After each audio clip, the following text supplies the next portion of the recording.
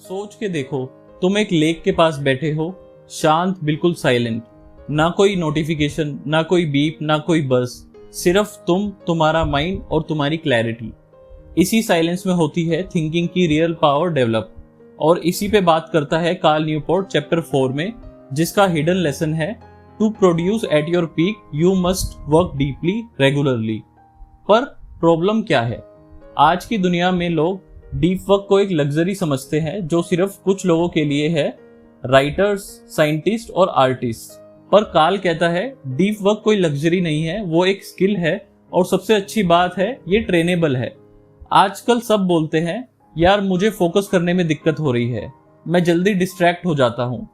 पर सच ये है, फोकस तुम्हारा वीकनेस नहीं है, वो तुम्हारी अंडर यूज्ड मसल है। जैसे जिम में बाइसेप बनाते हो, वैसे ही दिमाग का भी एक फोकस जिम होता है, जहां तुम डीप वर्क प्रैक्टिस से अपने माइंड को स्ट्रेंथन करते हो। और कार्ल ये भी सिखाता है कि तुम कैसे अपने ब्रेन को फोकस होने की आदत सिखा सकते हो। सबसे पहला रूल, मोनास्टिक, बायमोडल, रिदमेटिक, जर्नलिस्टिक। तुम्हारा डीप वर्क स्टाइल कौन सा है? कार्ल बताता है कि डीप वर्क करने के अलग अलग तरीके होते हैं और तुम्हें अपना स्टाइल चुनने की जरूरत है। जैसे मोनास्टिक अप्रोच, सबसे पहले ये उन लोगों के लिए होती है जो पूरी तरह से दुनिया से डिस्कनेक्ट होकर काम करते हैं। जैसे किसी कैबिन में चले जाओ, फोन बंद कर दो, इंटरनेट ऑफ कर दो, सिर्फ काम करो। ये टफ है, सबके लिए पॉसिबल नहीं है, पर अगर तुम किसी डीप क्रिएटिव फील्ड में हो, जैसे रिसर्च, राइटिंग, कोडिंग, तो ये गोल्ड है। सेकंड नंबर पे होता है बायमोडल अप्रोच। ये उनके लिए है जो अपना वीक इस तरह डिवाइड करते हैं, कुछ दिन फुल डीप वर्क, कुछ दिन नॉर्मल लाइफ, जैसे Tuesday to Thursday deep work, बाकी डेज मीटिंग, शैलो टास्क। इसमें तुम अलग अलग ब्लॉक्स क्रिएट करते हो जहां तुम सिर्फ एक ही गोल पे काम करते हो। थर्ड नंबर पे है रिदमेटिक अप्रोच। ये डेली हैबिट जैसा होता है। जैसे तुम डिसाइड कर लो कि हर दिन सुबह 9 से 11 बजे तक तुम्हारा डीप वर्क टाइम है। ये सिंपल है, कंसिस्टेंट है और बिगिनर फ्रेंडली है। अगर तुम डीप वर्क स्टार्ट कर रहे हो तो ये अप्रोच बेस्ट है। फोर्थ नंबर पे है जनरलिस्टिक अप्रोच। ये स्पॉन्टेनियस होता है। जब भी तुम्हें 1-2 घंटे मिल जाए, तुम तुरंत डीप वर्क मोड में चले जाओ। ये टफ है क्योंकि फोकस इंस्टेंटली लाना पड़ता है, पर अगर तुम्हारी लाइफ अनप्रिडिक्टेबल है तो ये भी काम करता है। तो कार्ल का कहना है, don't wait for the perfect time, choose your deep work style and commit. अब आती है एक और पावरफुल बात, rituals make deep work easier. जिसका मतलब है तुम्हारा ब्रेन ऑटोमेशन पसंद करता है। अगर तुम डेली डिसाइड करोगे कि कब करना है, कहां पर करना है और कैसे करना है, तो तुम्हारी सारी एनर्जी उसी डिसीजन मेकिंग में चली जाएगी। पर अगर तुम एक रिचुअल बना लो, जैसे कि नंबर 1, कॉफी बनाते वक्त ही डीप वर्क स्टार्ट करना है। नंबर 2, एक स्पेसिफिक डेस्क होगा सिर्फ डीप वर्क के लिए। नंबर 3, या तो लाइट म्यूजिक रहेगा या बिना इंटरनेट जोन में हम काम करेंगे। नंबर 4, 90 मिनट्स तक नो डिस्ट्रैक्शन जोन बनाकर हम काम करेंगे। तो जब भी ऐसा कोई रिचुअल वाली सिचुएशन आती है तो तुम्हारा दिमाग समझ जाता है कि अब मुझे सीरियस होना है। ये रिचुअल्स तुम्हारी प्रोडक्टिविटी को टर्बोचार्ज कर देते हैं।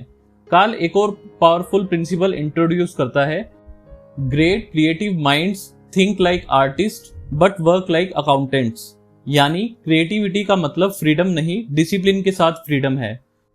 तुम किसी भी ग्रेट म्यूजिशियन, राइटर या इनोवेटर को देख लो, वो हर रोज फिक्स टाइम पर काम करते हैं। वो इंस्पिरेशन का वेट नहीं करते, वो रूटीन का मैजिक समझते हैं। रूटीन तुम्हें फ्लाइट मोड में ले जाता है और वही मोड तुम्हें दुनिया से अलग बनाता है।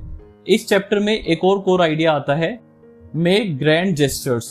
कभी कभी तुम्हें अगर कुछ मेजर ब्रेक थ्रू चाहिए होता है तो तुम्हें कुछ बोल्ड करना पड़ता है। जैसे नंबर 1, एक होटल बुक करके 3 दिन राइटिंग करना।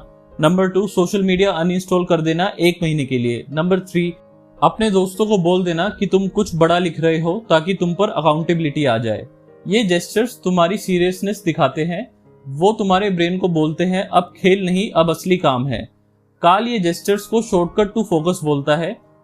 तुम्हें ये बार बार नहीं करना पड़ता, बस जब स्ट्रक फील हो तो कुछ बड़ा स्टेप लेना पड़ता है, तभी इसको यूज करना पड़ता है। और हाँ, एक और चीज, टाइम वर्सेस इंटेंसिटी। जरूरी नहीं कि तुम 6 घंटे बैठे हो तो काम प्रोडक्टिव था। 2 घंटे के डीप वर्क के काम का इम्पैक्ट 6 घंटे के शैलो वर्क से ज्यादा होता है।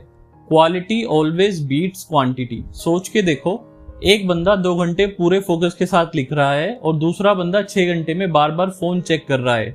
रिजल्ट किसका बेटर होगा? ऑब्वियस है, जिसकी इंटेंसिटी हाई थी। इसलिए कार्ल बोलता है, work deeply for less time instead of working shallow for more time. और एंड में एक और सॉलिड रिमाइंडर, डीप वर्क सिर्फ एक प्रोडक्टिविटी हैक नहीं है, ये एक लाइफ फिलोसफी है जो तुम्हें ये याद दिलाती है कि तुम्हारा दिमाग दुनिया की सबसे पावरफुल मशीन है, पर उसका असली यूज तब होता है जब तुम उसे वन पॉइंटेड लेजर बीम की तरह चलाते हो।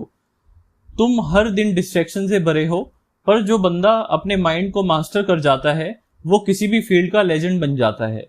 तो इस चैप्टर से क्या सीखा? डीप वर्क सबके लिए है, तुम्हारा अपना स्टाइल चुनो, मोनेस्टिक, बायमॉडल, रिदमेटिक या जनरलिस्टिक। रिचुअल्स बनाओ जो तुम्हारा फोकस डेली एक्टिवेट करे। बोल्ड जेस्चर से मोमेंटम लाओ। टाइम नहीं, फोकस की क्वालिटी मैटर करती है। और याद रखना, तुम्हारा फ्यूचर डिपेंड करता है तुम्हारे हर दिन के फोकस 2 घंटों पे, ना कि 100 डिस्ट्रैक्टेड घंटों पे। मिलते हैं नेक्स्ट चैप्टर में, तब तक के लिए अपना ख्याल रखें। Thank you.